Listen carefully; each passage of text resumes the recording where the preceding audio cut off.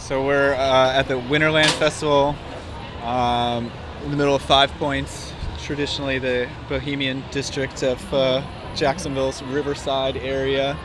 There's over 40 local bands playing tonight and plus a bunch of out-of-town bands, so we're going to see who knows anything about the Allman Brothers in Jacksonville. A lot of denim and a lot of hair. How hard they rock? I wanted to ask you what you know about the Allman Brothers Band. Really? You're asking me this question? Do you know where they're from? Florida? Getting hotter. A really formative period of their musical history took place right here in Riverside, where you're standing right now. No way. Yeah. And they have a house. That's historic landmark right now.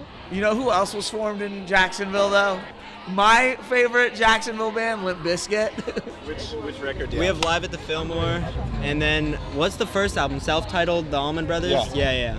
Allman Brothers Band. Yeah, with like Not My Cross to Bear and all that jazz on it. Love that album. Do you feel proud, like a connection to them, being that you guys are a Jacksonville band and they were a Jacksonville band? Of course. We love all the Jacksonville bands. The Skynyrd, baby. It's Freebird. more of an inspiration to Freebird. us than the Allman Brothers. I'm just kidding. You think Skynyrd or Limp Bizkit are more often associated with Jacksonville than maybe the Allman Brothers are? I would say for sure. Yeah, I would say for sure. I think Allman Brothers are not. You got to dig deep on the Allman Brothers.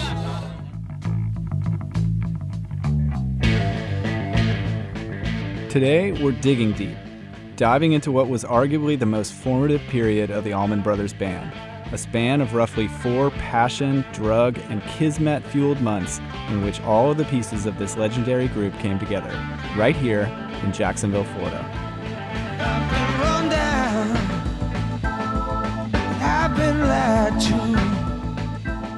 This is the Voidcast from Void Magazine and WJCT Public Media, where we cut through the digital noise and subvert the algorithms, taking you on a locals-only journey through the history and contemporary vibrancy of music from Northeast Florida. I'm your host, Matt Shaw, editor-in-chief of Northeast Florida culture and lifestyle magazine, Void.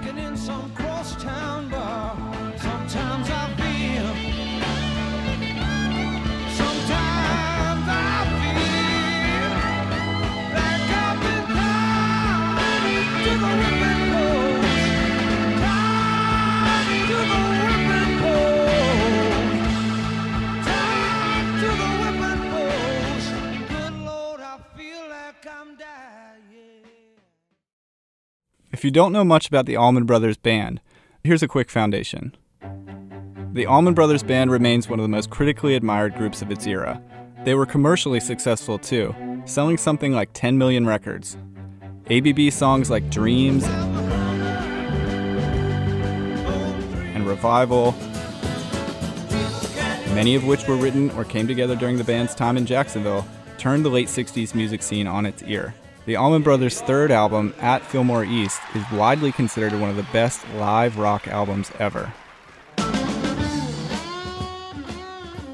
The band had 6 original members: Barry Oakley on bass, Dickie Betts on guitar, 2 drummers, Jai Johanny Johansson and Butch Trucks, and 2 brothers raised in Daytona Beach named Gregory and Dwayne Allman on Hammond B3 and slide guitar respectively.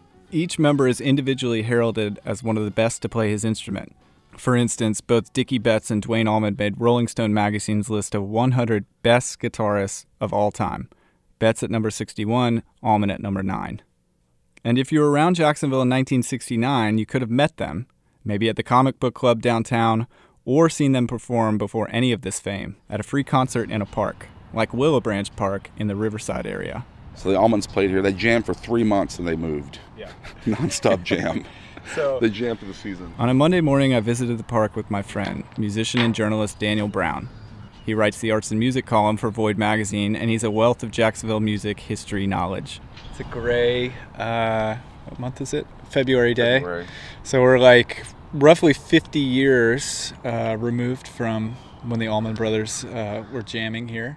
We're here trying to sniff out any trace of a somewhat mythical and maybe mystical few months of activity that in many ways coalesced around this park in the late 1960s. There's a swing set, not sure when that was built, and a slide, basketball court, baseball field. I don't know if any of this stuff was here at the time. During the jam era. Yeah, during the jam area. But what I don't see is a place to plug in. No, not at all. Yeah.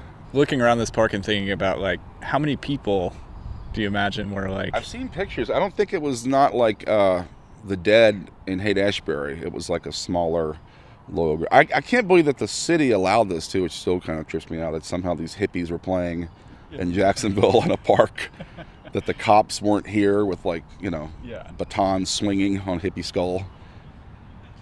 Legendary as it would turn out to be, the Allman Brothers' time in Jacksonville, at least as the original sextet, was short-lived, less than 4 months in the spring of 1969. Then poof, they were gone, to Macon, Georgia. Then on the road, playing famously at places like Piedmont Park in Atlanta, in the studio with Eric Clapton. Yeah, that's Duane Allman. And of course, for Bill Graham at the Fillmore, both East and West. Also, fun fact, Gregg Allman would marry Cher at one point. Yeah, that Cher. But let's back up. In March of 1969, a burgeoning countercultural scene was reaching a kind of critical mass here in the Riverside neighborhood of Jacksonville, as a group of crack musicians from varying musical backgrounds united here and set to jamming in houses around the neighborhood, on front porches, and on certain occasions, parks like this one. Dan and I are of the opinion that the band is wildly underappreciated here. Only just recently, they were honored with a historical marker indicating Jacksonville as the birthplace of the Allman Brothers. It's about a half mile from this park, in front of a 2-story gray house where some of the band's members lived and jammed. I gotta say, it's a pretty intense history for a placard. I'm really impressed. It's like based from Chicago, they're from Mississippi. Is there a reason why maybe they're not as, like, celebrated here as being like a hometown band? Yeah, I mean, I could cry skullduggery, like the city just being, cultural killjoys.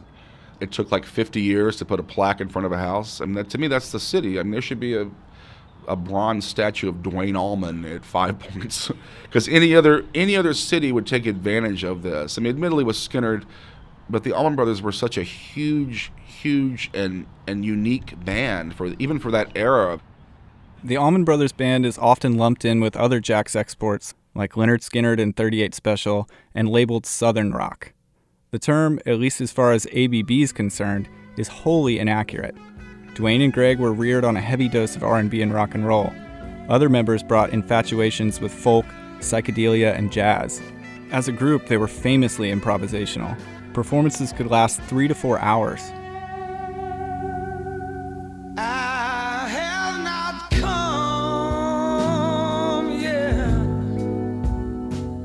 Do you remember the first time you heard the Allman Brothers Band, or like when you really got into them?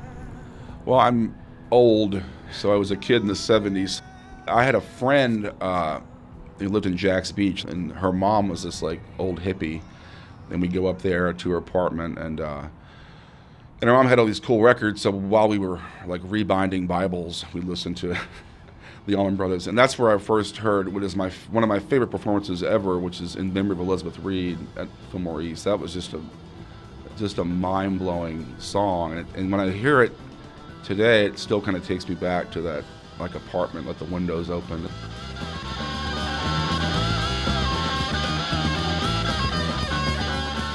And then she had like Thelonious Monk records. It was like all this information to take in to be like 13, 14 years old, and I was already into music playing.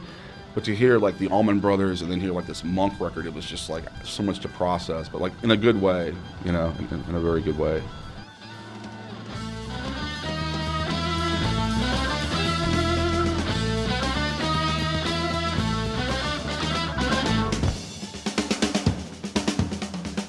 They were primarily a live band, as far as that's what they're known for. People have strong memories of seeing these guys play.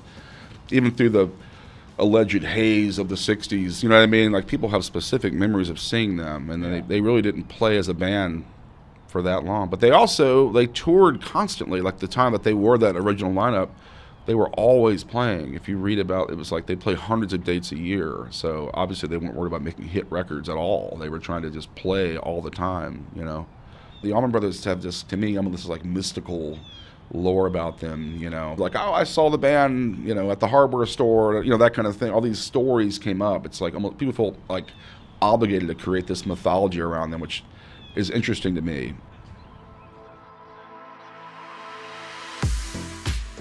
The Voidcast is part of WJCT's Jacksonville Music Experience. Here to give music fans in Northeast Florida and beyond lots of ways to enjoy their favorite artist and discover new genres. On the air, online, on demand, and in person. It's 3 streaming music stations, TV and online performances, and the WJCT Soundstage series. Check it out now at wjct.org/jacksmusic.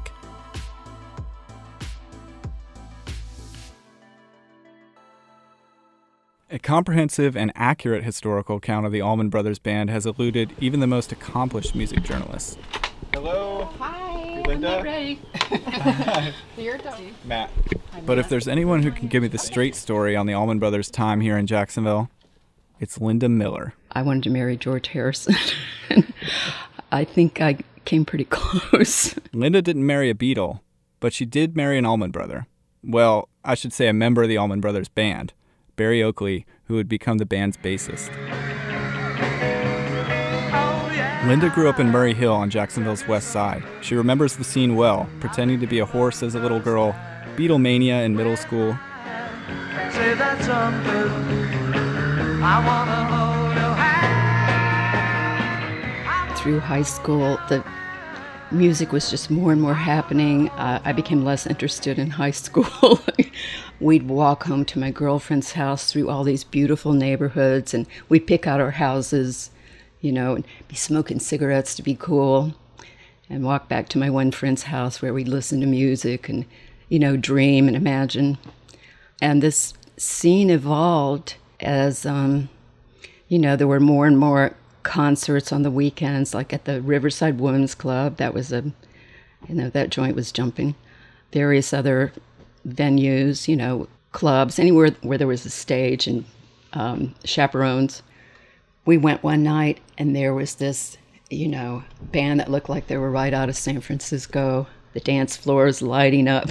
And there's Dickie, Rhino, the drummer John Meeks, and Barry. Her future husband. He did a lot of the singing. But, you know, I noticed him right away. He just had this charm about him and these sparkling eyes.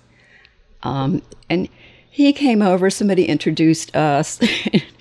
And, you know, we struck up a friendship, which later became, you know, a very sweet, innocent romance.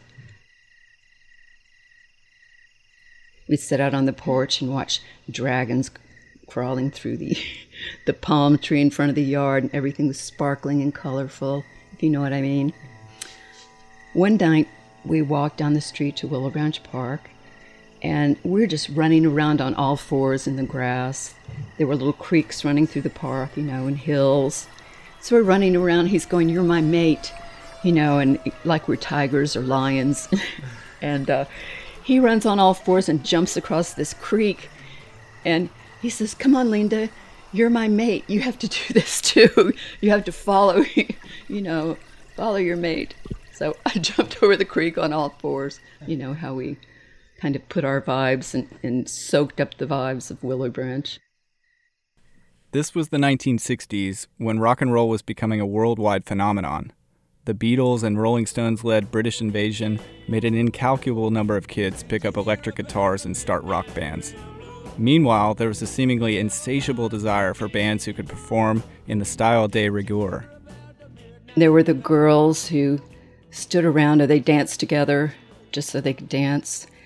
And there were the other girls who'd stand there at the front of the stage, you know, just goo-goo-eyed. I sort of became one of those. And there, you know, there'd be some young men up there too, and a lot of them became future local bands like the 1%, which, you know, became the Van Zant crew. That would be Ronnie Van Zant, who'd found Lynyrd Skynyrd a short while later. Bands like the 31st of February and the Almond Joys, which featured future members of the Allman Brothers Band, were catering to the merging youth culture, gigging in clubs around the Southeast, including in Jacksonville. Linda remembers the first night she saw Duane and Gregg Allman play. It was at a club in downtown Jacksonville called the Beachcomber Lounge.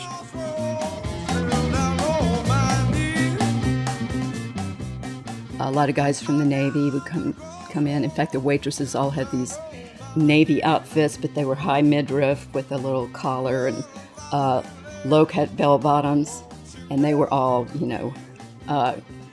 drooling after bands that would come in there and play. But I tell you, Duane there was this fire around him. He emitted these vibes that just sucked the air out of the room, and the melodies were just right on it. The rhythms, they were just incredible. So the next night, I told my girlfriends, we have to go to the Beachcomber Lounge. And they went to the Beachcomber downtown. I don't know if my parents will let me go, but, we didn't fill any details in. We're going to go to a dance. My mother gave me $quarter to call home in case anything happened. And I took them to see the Almond Joys. And we were all smitten, So, they came over and hung out. They invited us to come see them at their little Court Motel up on Phillips Highway. Come by tomorrow afternoon. And then they invited us to stay for the Bottle Club, which started at 2 a.m., where all the kids had to leave and, everybody bought their bottle and had their mixers. And the Almond Joys just played all this old blues. They just cut loose and played what they wanted to play.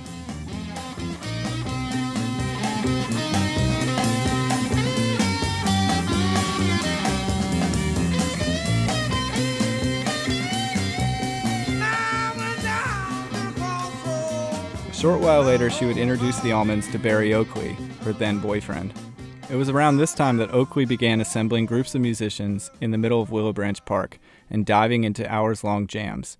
Oakley's impromptu sessions drew a rotating cast of characters, including Betts and Trucks. Sometime in the wee hours of the morning in March of 1969, a wild-eyed and bearded slide guitar player with flowing red hair, Duane Allman, who'd recently been given the nickname Sky Dog, came knocking on the front door of a house in Riverside dubbed the Greenhouse, where Oakley lived. He'd come back to Jax with a record contract and a vision. Now all he needed was a band. So Duane went to Muscle Shoals, and he's doing these sessions and starting to record on his own. That's Muscle Shoals, Alabama, home to the renowned Fame Studios. And that's where he got together with Jay Johnny. Jay Johnny was his drummer. But you probably know him as J-Mo. So he came back to Jacksonville, and they're sitting in all these different jams. And one particular night, he came over. Everybody gone to bed. He came over with his acoustic, and he and Barry got together in this dining room, where we had amps and stuff stored, and they sat up all night just playing, very mellow and working out these tunes all night long. I went upstairs and went to bed after a while because I was tired, and I also, as it turns out, was pregnant. I don't know how that happened. But I'm in the room above them, and it was just like, I'm hearing this magic being born, this sort of love affair growing. With Oakley, Betts, Trucks, and J-Mo in place, Allman called on his brother Gregg, who was still in L.A., and told him, come to Jacksonville. Duane got Gregg back in town. He's what completed with his voice and his keyboards, his B3. Now, there are conflicting stories about how Gregg Allman got to Jacksonville to complete the band's lineup. He says he hitchhiked. Others say Duane bought him a plane ticket. Regardless, he did arrive in Jacksonville in March of '69, and the group even played a show together, all 6 pieces, at the Jacksonville Armory. Several members of the group moved into a large multiplex house off Riverside Avenue. Dubbed the Gray House, the one that now has a plaque outside, perhaps as much for the exterior color as the foggy recollections related to everything from the jams that took place there to who actually paid rent, the Gray House became Allman Brothers HQ. So we moved out of the Greenhouse down to the Gray House. Dickie and Dale moved in across from Hop upstairs. Barry and I moved in downstairs. We painted and put up all our posters and, beaded curtains.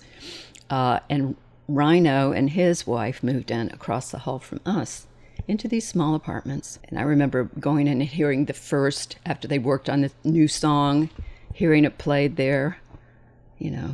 I get to witness this. This is my life, and look what's, it just seemed like, of course, this is what happens next. But by May of 1969, just a few months after Skydog's arrival, much of the band had relocated to Macon, Georgia, where the record label that had signed them, Capricorn, was setting up shop. Members came and went for some time, and when they finally went for good, they didn't go quietly. One night we were up in Dickie's apartment. Dwayne was there with Donna, his girlfriend, and, just everybody who could fit in there. Dickie, crazy as he is, he was so intense. He had his gun up there, and he's, getting all buzzed, and they're having a few beers. He points his gun out the back window and shoots it through the screen, Wild West, and there's this knock on the door. And Dale goes to answer it, and there's these two very large policemen at the door. We had reports of a disturbance up here, and they walk in, and here's this pile of reefer on the table. And Dickie goes in, "Hey, man, it's nice to see you. Well, I'm sorry about the noise. We're just kind of having a party up here, our friends here from out of town." And he goes, "Why don't you let my wife fix you some coffee?" And in the meantime, he goes, "We were just trimming up some flowers here. Let me clear off the table." And he's like sweeping into his hand and into his T-shirt. And then they're going, "What's that?" He runs through the front room of the house and punches the other screen out in the front, and he's trying to throw this stuff out the window. So you had mentioned something about what, influenced the band moving to Macon.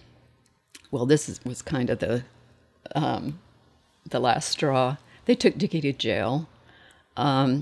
Phil, in the meantime, had gotten these two apartments on Cotton Avenue in this, old district with these huge old, southern mansions. And they go up periodically and, do a little jamming, get to know each other. But Dickie, got a lawyer, and he was advised, don't even try to fight this, don't go to court, move to Macon. Take your wife and your child and just get out of town, which is what he did. Was it something about the culture in Jacksonville in general that pushed them out, or was it more specific to that incident? It was that incident. Though they were only in Jacksonville for a short time as a full band, the Allman Brothers' time here was highly productive. They arrived in Macon as both a well-oiled live band and artists with a plethora of material ready to record.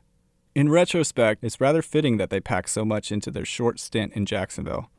Just 2 years later, they'd achieved their commercial breakthrough with the live album At Fillmore East. A few months after that record came out, Dwayne Allman would die in a motorcycle accident. A year later, Barry Oakley met a similar fate. In '76, infighting would sever ties between the remaining members.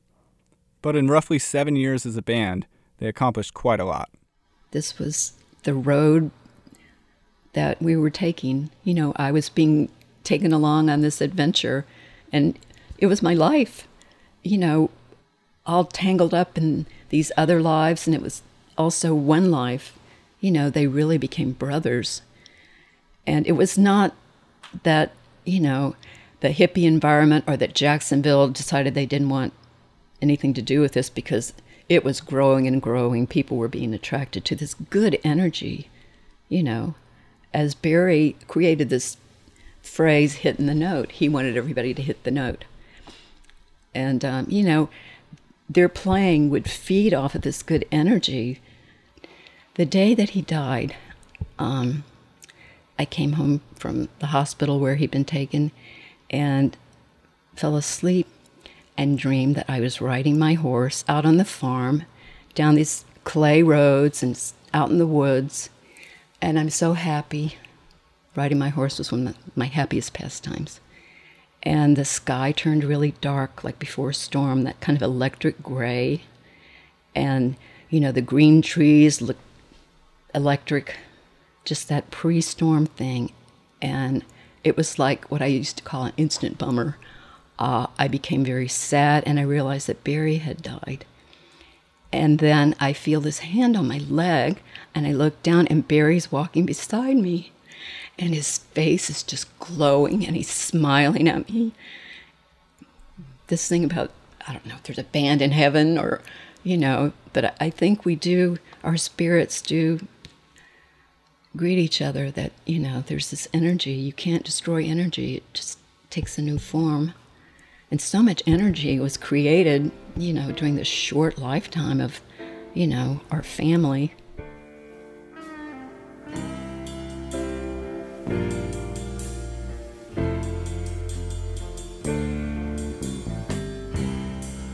Take one last look before you leave, 'cause oh, somehow it means so much to me.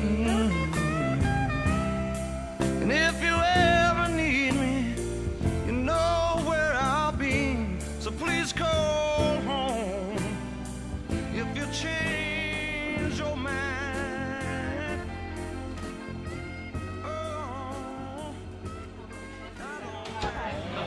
Come on in. Hope you're not allergic to cats. Despite, or perhaps because of its short time together, the Allman Brothers Band continue to inspire a distinctive kind of fandom.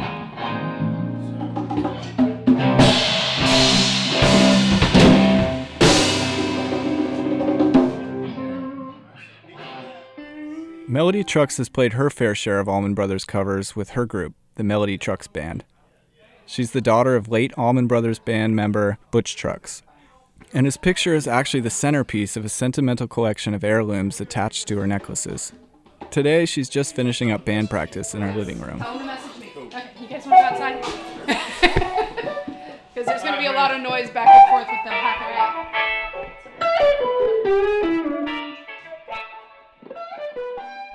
My mom and dad separated when I was very young, so I actually grew up more with my mother. Do you have a first a memory that sticks out in your mind of when you were kind of became aware of the Allman Brothers Band and sort of their influence on music? Well, the memory that I have is not necessarily the influence that they had, but I remember the first time that as a child I put two and two together. I probably was 2 or 3 years old, maybe. And I remember, being the toddler and, you get that tagline in your head of something, of a song, and you just sing it over and over and over again because that's what toddlers do. And I can remember actually singing this song and dancing around in my kitchen, and I'm sure I was driving my mom crazy, but I just kept singing the same line over and over again. And my mom had this incredible long brown hair that kind of came down to her waist, and I remember her leaning over and that curtain of hair just kind of flowing over her shoulder, and she looked at me, she's like, that's Daddy, right? And I can remember thinking about it, and she had to say it again. She's like, that's your daddy who plays that song. And from that day on, I knew my dad played the Silver Dollar song.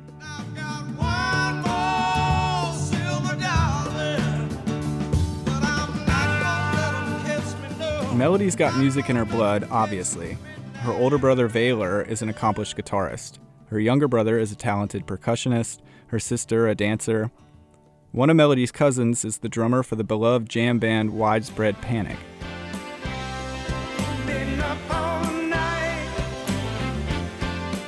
Oh, and her other cousin, Derek Trucks, you may have heard of him. He's considered one of the greatest living guitarists.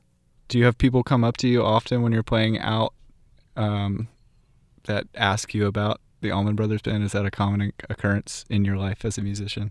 Extremely common. And I appreciate it because it really reminds me just the breadth of their influence and how many people they touched with their music. Actually, one of the guys was talking to me, one of the guys in the band, Westbrook, was talking to me at one point. He's like, when I wrote this song, people come up and ask me about it all the time, about what I meant when he said, we sing this together. Do people talk to you about it? And I was like, no.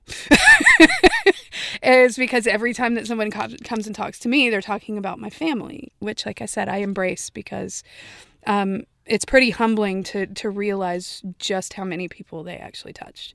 What do you think the legacy of the Allman Brothers Band, like what did they do for music or to change music?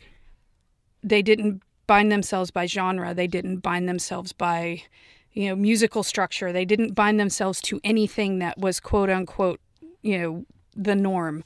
They pulled in jazz. They pulled in blues. They pulled in, soul. They pulled in country and rock and roll and all of these different genres, and they made it into something that was so completely new and so completely different. They broke ground in a way that I don't think anybody's really been able to do since. There's kind of a lack of awareness maybe that the band, Allman Brothers Band, was formed here in Jacksonville. Is that something that you've noticed too, or like sort of a lack of people sort of embracing them as a Jacksonville band because they were here for such a short time, or what are your thoughts on that? Well, because their quote unquote, big break or whatever you want to call it was out of Macon, everyone associates them with Macon, which is, I was born there. I love Macon, don't get me wrong. People have kind of embraced the Lynyrd Skynyrd team here in Jacksonville, which I think is fantastic. I mean, they came from the same city, but, it really just has to do with the history of the way that the bands really first presented themselves. So, I don't have any, there's no like ill will or anything. Like, darn it, they're from here. But, I also associate with both. I associate with Macon and with Jacksonville. So, no, there's no, like, do I wish that more people knew they were here? Probably, but, True to her Allman Brothers Band heritage, Melody retains an individualistic spirit as an artist, bent on charting her own path. We have intentionally not dug too deep into the Allman Brothers catalog because we don't want to ever be seen as an Allman Brothers tribute band. The ones we actually are really digging into, it's not so much Allman Brothers music, but it's another band that my father played in. It was a band called Frog Wings, and we've actually kind of adopted the Frog with Wings as our little totem because it's my way of paying homage to my dad.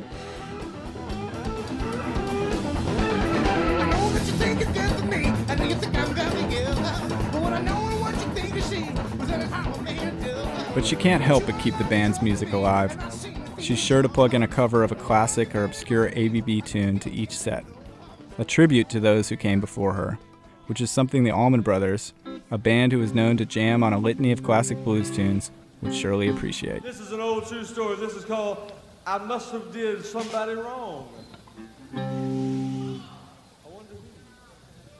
1, 2, 1, 2, 3, 4. This is the Voidcast from Void Magazine and WJCT Public Media. I'm the editor of Void Magazine, Matt Shaw. This episode was produced by Lindsay Kilbride and recorded at the studios of WJCT. Check out an episode-inspired playlist at wjct.org/voidcast. My baby called that